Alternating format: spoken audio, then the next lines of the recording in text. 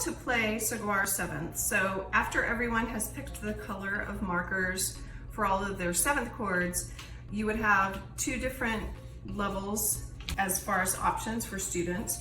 So each student takes a turn, one at a time. So they would draw their chord, they would correctly identify their chord, and they can use the guide as a resource. Once they correctly identify it, that goes into the discard pile, and they would draw a building block. So once they have, usually it takes a couple, you have to have at least two options to have an appropriate seventh chord to be built. So once they get, once they get these two, they could submit these. This would be a minor seventh, because you have your triad quality that's a minor, and you have a minor seventh. So they could submit these on their turn, and then they would take whatever, so this would go into the discard pile for the building blocks. They would keep whatever they haven't submitted. And then let's say they are this pink, kind of pinkish color. They would claim this minor seventh cactus. So no one else can now claim it. This team, or this color, now has claimed it. So when all of the cactuses have been claimed, so you have major, dominant, minor, half diminished, and diminished. Once they've all been claimed, whoever has the most represented of their color is going to be the winner.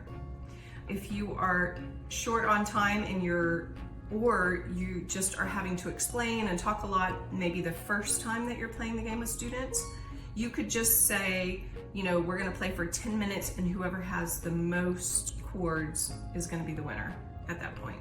And maybe not all of the cactuses are claimed. So that's just one way of playing the game. So same thing, if you have a level 1 student, they can count the half steps or however they're going to identify their triad quality and their seventh quality. They claim it as soon as they have enough building blocks to submit a chord type. So again, this is a very handy tool. There are more chords than this, but these are the most common. These are 5 of the most common chords.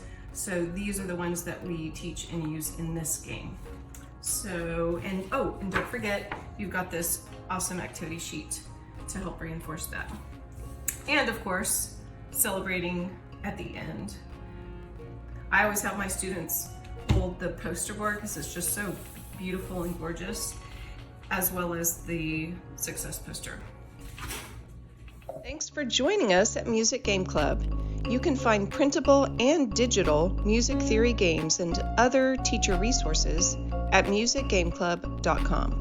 You can also find us on Facebook, Instagram, TikTok, and YouTube.